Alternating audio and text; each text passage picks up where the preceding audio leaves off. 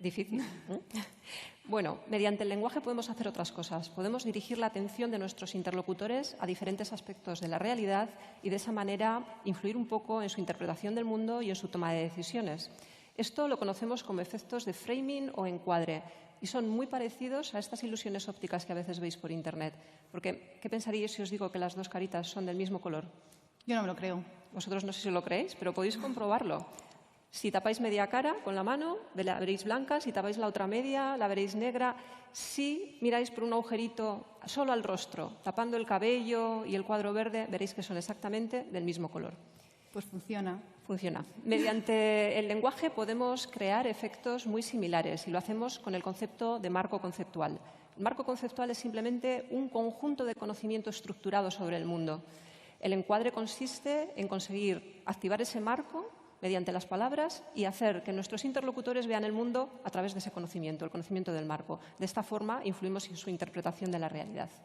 Pues efectivamente, Lorena, la motonormatividad se sirve de los efectos de encuadre lingüístico para silenciar aquellos aspectos más negativos de la movilidad tradicional, en especial aquello que tiene que ver con la responsabilidad de los conductores en los accidentes de tráfico. ¿Os habéis parado a pensar alguna vez que las noticias de accidente de tráfico son como el parte del tiempo? Pensad, lloverá, caerá, habrá. Nunca hay un agente, nunca se menciona al responsable de la acción. Las estrategias de encuadre lingüístico nos ayudan a ocultar al verdadero responsable. Una de esas estrategias es la elección léxica. En este titular de la noticia, muere un ciclista en Zamora en un accidente con un turismo. Fijaros en la palabra accidente. Accidente significa acción que resulta en un daño involuntario y, por lo tanto, inevitable. Inevitable. Como la lluvia. Y como el granizo. Como la nieve. Como el viento. Como veis, a través del lenguaje podemos hacer que el causante de la acción quede casi libre de responsabilidad. No es la única posibilidad. Existen otras estrategias que contribuyen a invisibilizar el agente responsable de la acción, por ejemplo, las nominalizaciones, como en el primer ejemplo, un atropello, o el uso de la voz pasiva, como en el segundo, fue arrollado, en vez de la voz activa, que sí especifica quién es el que realiza la acción. Un conductor arrolló a un coche. Perdón, arrolló a un ciclista. Y en el segundo ejemplo vemos también una cuarta estrategia invisibilizadora del sujeto agente, la metonimia coche por conductor. Pensemos, los coches no tienen intencionalidad, ¿verdad? Los coches no tienen agentividad, por ahora. Es difícil que un coche pueda arrollar a nadie en ausencia de alguien que lo conduzca. La metonimia está contribuyendo a ocultar al verdadero responsable de la acción violenta y, en cierto modo, le está eximiendo de esa responsabilidad. Porque si nunca diríais un cuchillo asesinó a una persona, ¿por qué decimos, utilizando esa metonimia de instrumento por agente, un coche atropelló a un joven? Y si utilizamos esa metonimia cuando hablamos de accidentes provocados por coches, ¿por qué no la usamos también cuando hablamos de accidentes provocados por bicicletas? Normalmente no se dice una bicicleta atropelló a un peatón, sino, como veis en el titular, un ciclista atropella a un peatón. Aquí sí que hacemos explícito el agente de la acción. El lenguaje promueve la motonormatividad de estas formas tan sutiles. Efectivamente. Esto concuerda con los resultados que obtuvo el psicólogo Ian Walker en un estudio. Mostró a los participantes en el estudio fotografías de movilidad urbana, del estilo de las que tenemos en pantalla, y les pidió que las describieran. Cuando las fotografías eran de movilidad motorizada, como las que tenemos en el lado de la izquierda, siempre los describían con las palabras coche, vehículo y similares, con independencia de si aparecía o no aparecía el conductor en la imagen. ¿Qué pasaba cuando teníamos imágenes de bicicletas? Lo habitual era que lo describieran con diciendo una persona en bicicleta o con la palabra ciclista, pero nunca con el vehículo bicicleta en sí. Si os dais cuenta, las palabras están dirigiendo nuestra atención a componentes más o menos humanos de la movilidad. Y a la vez, las palabras que utilizamos para describir una fotografía muestran nuestra forma de ver y entender el mundo. El paisaje lingüístico de las ciudades también nos muestra cómo la motonormatividad está impregnando nuestras calles. En muchas ciudades existen semáforos como este, de botón, que tienen como principal función permitir al peatón solicitar la prioridad de paso. Pararos a pensar, si el peatón tiene que hacer este acto comunicativo, lingüístico de apretando el botón, de pedir la prioridad de paso es porque alguien ya la tiene por defecto, siempre la ha tenido. ¿Sabéis quién, no?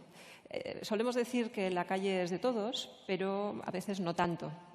En otras ciudades se están instalando este tipo de pictogramas en los pasos de cebra. De nuevo, fijaros en el lenguaje. Para, mira, si el coche está parado, entonces cruza. De nuevo, el lenguaje nos transmite esa jerarquía de prioridades y nos hace ver cómo entendemos la relación entre los coches y los peatones. Estos últimos siempre subordinados a la prioridad del coche. Hay otros ejemplos de paisaje lingüístico que también nos muestran una serie de asimetrías curiosas. Por ejemplo, en el uso de la cortesía verbal. Tenemos en pantalla unas cuantas señales que habitualmente están dirigidas a coches y conductores. Vamos a fijarnos en el tipo de estrategias de cortesía que se utilizan. Por favor, no aparcar. Gracias. Disculpen las molestias por tener que coger un desvío alternativo. El Dios coche. El Dios coche, eso es.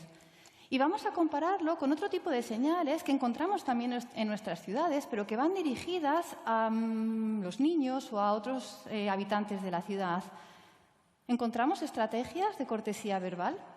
No tenemos por favor, no tenemos gracias, y se han visto sustituidas por una amenaza de sanción municipal. Pobres niños nuestros, ¿verdad?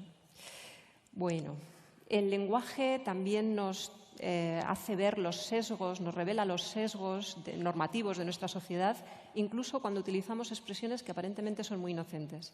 La próxima vez que digáis estoy en un atasco, pararos a pensar por qué estáis utilizando en esta expresión el verbo estar, porque vuestro pensamiento está siendo presa del lenguaje de la motonormatividad.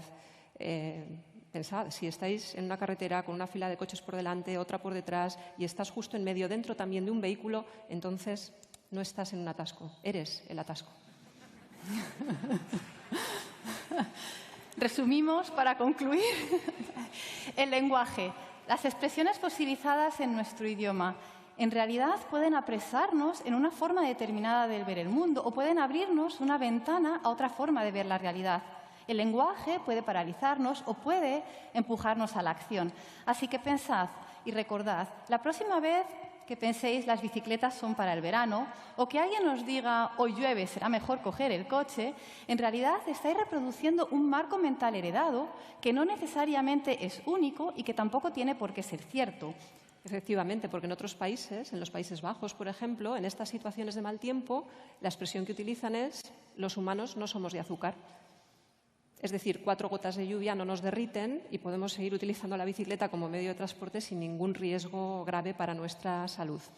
Como veis, todo es cuestión, o casi todo es cuestión de lenguaje, y somos nosotros mismos quienes, con las expresiones que utilizamos cada día, construimos realidades muy diversas.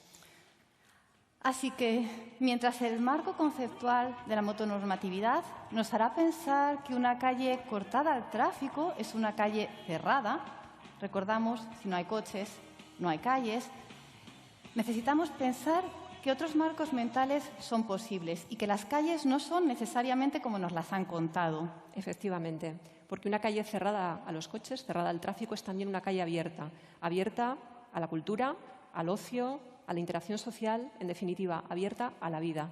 Esto lo refleja muy bien el nuevo lenguaje del urbanismo táctico. Pero, visto el tiempo, eso ya es otra historia. Quizá para otro Naucas. Quizás. Es que ricasco. Muchas gracias.